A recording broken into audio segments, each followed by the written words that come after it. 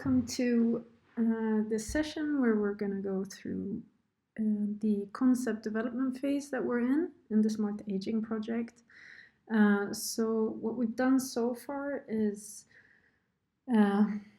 we've had internal workshops to look at the needs that we've identified in the needs analysis phase, and we've categorized the different needs that has been identified from the target audience. And we've, from those needs, we have tried to workshop then and ideate around what types of solutions can we come up with to meet this particular target audience and their needs. In order to present the ideas that we've identified in the team, we've categorized it in 4 different subcategories or needs groups, if you will. So we have ideas around mental health, or to really tackle mental suffering that you might have when you have become a part of this target audience. You've moved into your assisted living facility, and a very normal or very common type of suffering that you have in this environment is related to mental health. Another category that we've categorized into is physical health issues. The third one being social isolation. And the fourth and final one being existential suffering. So obviously these 4 categories are different but related within the type of suffering or issues that you can face within the assisted living environment. So we're going to look through the ideas within these categories, and as part of the project, the SmartAging project, we have different types of themes that we work in. So this pink one is called emotional well-being and quality of life. So that's another type of categorization. So we just want to make sure that even if we've selected these 4 subcategories, when we look at the ideas that we've come up with, we're still keen to make sure that we follow the themes that the SmartAging project has outlined. So hence the color codes here, but we'll leave it at that for now. So within the mental health category, a problem that has been outlined is there's a lack of manual work and lack of crafts and handwork, if you will. And the solution then for that is, what if we were to create kind of stations or rooms for crafts and manual work? So we've sketched that out as one of the ideas. And you can also see like little stars around some of the ideas. So after we did this categorization in the group, we have since then prioritized and selected a few ideas that we believe more in, and that's the star kind of systems. And you'll see that as this is a living document that we're still working with. But yeah, so that's what that means. Another problem within this category is the lack of proximity to nature. And to solve that, we ideated around the sanatorium concept. So that's obviously that is a pretty big thing, and it basically means access to outdoor rooms, or designing rooms and interiors that have a biophilic feel to it. So we thought it'd be interesting to look at. We looked at some Swedish examples where you have 55 plus or 65 plus living facilities with these gorgeous kind of surroundings and access to nature. So that's very interesting. We've also looked at older concepts around the sanatorium. So 100 years ago, it was very common if you had like health issues or issues with your breathing, you were sent to these sanatoriums, which was out on the countryside. The idea was that you'd get healthy because you had access to good breathing air. And we've also looked then at how can you design environments based on, so this is a mood board, like how can you design an environment that gets to that type of biophilic design, whether it's interior or exterior. Then another interesting concept within this is gardening and greenhouses as part of the living environment, or can you even do like seating and indoor trees that are 3D printed, or combining that with maybe bird song or sound design in order to get that type of environment.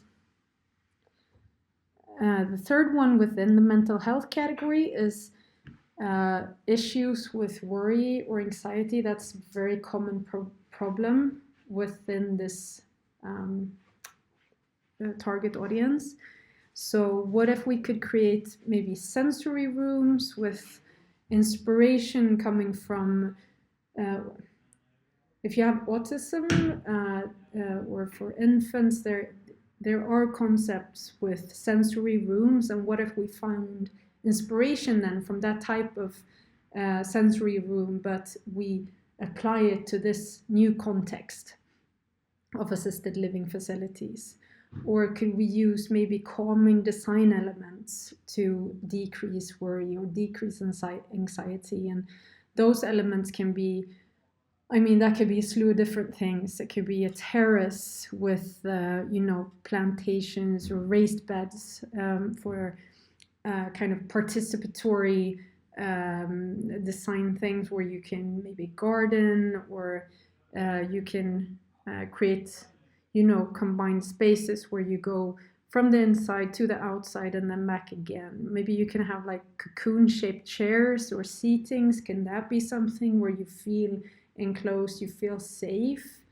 Or perhaps another idea could be personal sounds or scent design, because we know, so for instance, a colleague of mine, he grew up in South Africa, and he really has, when he smells lavender flowers, he's reminded of where he grew up, lavender fields. And how can you use smell and sound to create a familiar and safe type of environment? Another one being using lighting and cheerful materials to create the sense of security. And the last one is an embracing blanket chair. So this is another one of my colleagues. She designed as a project in her school, she designed this kind of embracing type of blanket solution. So is that something that we can bring into this environment? Another one relating to reducing worry and anxiety is there a way of communicating? Maybe so in these environments, sometimes maybe you're not that great at communicating your feelings. Can you do that in a more tactile way? So maybe there's this is an idea where you have like different colors different color, like small pearls or something that you would put on a stick, and depending on like a red one would be you feel bad, or a green one would be you feel good. So using that type of non-verbal way of communicating, but still being able to communicate how you feel maybe that day.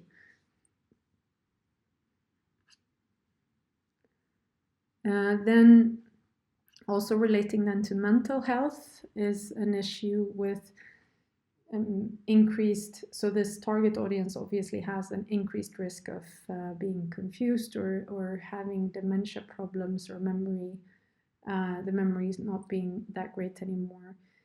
And how can we tackle that? Well, one idea that we had, which we've seen in other, in the Netherlands, for instance, they had communal, they designed basically like a small stations for like, they simulated like an entire town within an elderly facility. So you would have like the post office, the bank, the shop, and you could, so if I live there, I can go to my hairdresser, I can go to a shop, but everything is really, the staff is the employees. So it's kind of a simulated, you're actually living, like simulating a town. So that's obviously a very huge endeavor, but we thought that was very interesting. Another solution to mitigate problems with your memory is using like color-coded rooms for simpler orientation. So those are the ideas surrounding the mental health issues. And moving over then to physical health. These are the ideas that we had. So one issue could be that it's difficult to navigate in the facility, and a solution for that is using some sort of system design for navigation, like color-coded walls, digital wayfinding, for instance. So these were a few examples that we found of a digital wayfinding, and just using colors to more easily navigate in a physical environment. Another issue is it's obviously an increased risk of becoming disabled or losing the ability to walk. And could we then maybe design a system or like aids or information to help elderly learn to walk again? And we found one example in Japan where they actually had like a living, an assisted living facility, and they basically had decided that everyone who lives here should be able to walk. So people who came there who had like a lot of issues walking, they had such a huge like regiment or strict regiment when it came to like exercise, and really they worked so much on the physical therapy that in the end, everyone who start living there, they end up relearning how to walk. So that was a huge success rate. So that really goes to show that with the proper kind of system design or process, that's something that can be achieved. So we found that was very interesting. We also had an idea of can you do like a toddler swing, but for this type of audience. Another issue might be difficulty to sit upright in bed. And can we design then an aid for really training your balance or sitting in bed? So these are some sketches that we've made of different aids that can help you in that environment.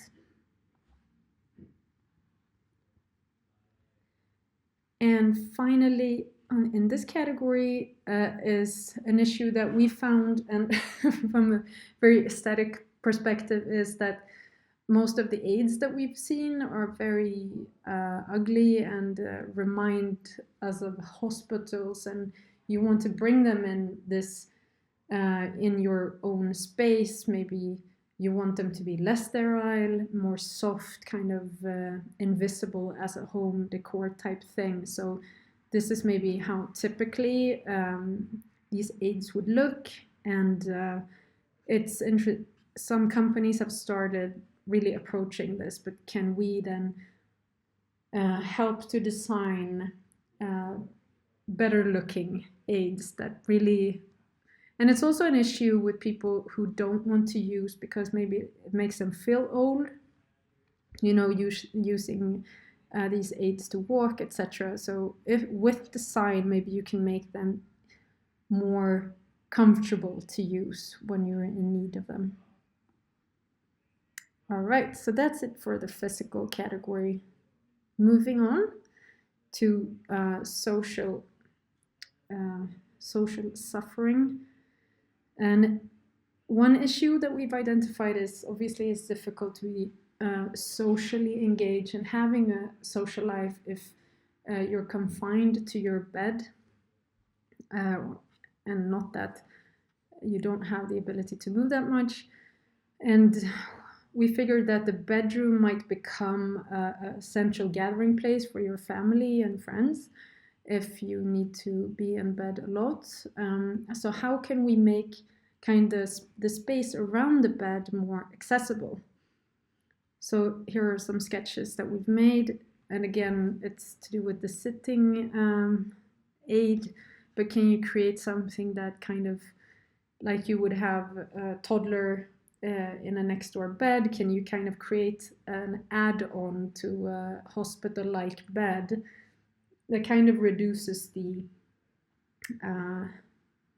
distance between the person in the bed and the family surrounding the bed? Or can you also, another idea around this is to have more add-ons to the bed so that you can have your stuff more easily accessible, your book, your maybe handcraft and whatnot.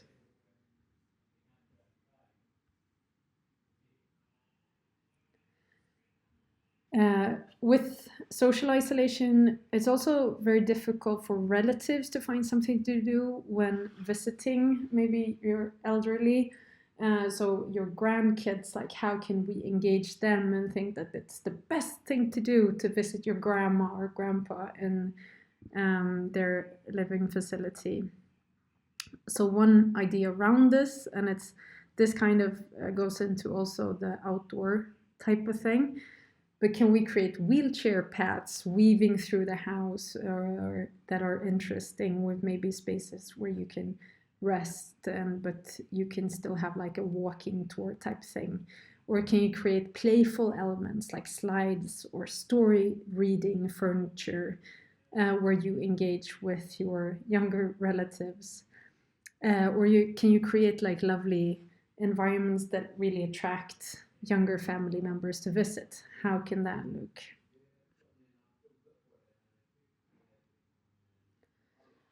Another issue is one is often isolated and alone. So how can we tackle that? One idea was an AI companion to interact with. Or how can we create, another one idea was creating connections to family that are remote. And how can that be? How can we solve that? Well, can we create then digital meeting rooms for remote gatherings where maybe the staff can facilitate if it's difficult for you from a tech perspective? Or creating maybe photo frames, and this is obviously a product that's on the market already, but maybe having it for this a target audience, like that automatically updates pictures of your family. Or another way could be, can we create like a pebble or jewelry that lights up when someone is touching it? So if my mom, for instance, or grandma has one and she touches it, I would have the twin of this kind of pebble, and it would light up and I would know that she's thinking of me, or I touch mine and she knows that I'm thinking of her. Or can we create a mood diary that shows, again, this is maybe you're not that verbal, or it's not easy for you to communicate around your feelings. Can you have like you have in the store, for instance, if you're happy with your experience, you would press a green button for happy, red one for sad or angry, and that type of non-verbal communication to be able to tell others how you feel. Another one is design cohabitation, and we've seen a lot of examples of this globally. So for instance, this is an example from Japan, where they have students and assisted living in the same space. So you kind of get this cross-generational interaction. So we thought that was very interesting. And then designing for collaboration. Could you create maybe a space for community courses from the municipality in the same premises as the assisted living facility? Or can you design a space for preschools and nursing homes in the same premises? We've seen examples of this in Sweden, for instance, where you would have preschoolers being in the assisted living facility once a week or several times a week. And yeah, you would get that kind of, again, intergenerational space and interaction. Can you design also maybe outdoor playgrounds near the residence, so that families with children who live nearby, they have a reason to be in the same kind of space outdoors as the elderly? Another one on the same theme is maybe cultural activities, like the library could come and have readings or like pop-up museum exhibitions type things within the assisted living facility, again to draw other people from the same community into this space to create more interaction.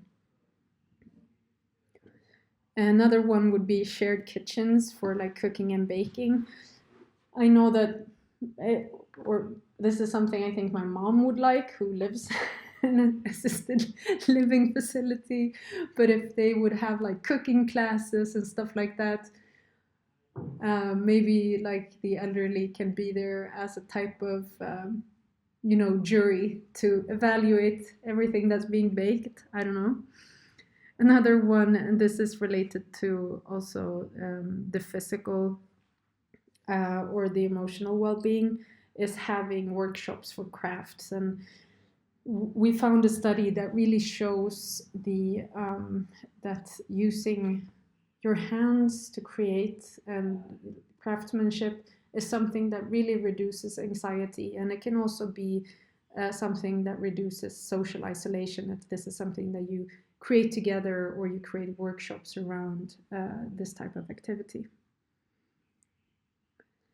Okay, so that puts us to the last one, which is existential suffering. And as you get older, an issue that has been identified is obviously an increased death anxiety. And a solution that we were discussing then for that is, can we create a room for devotion?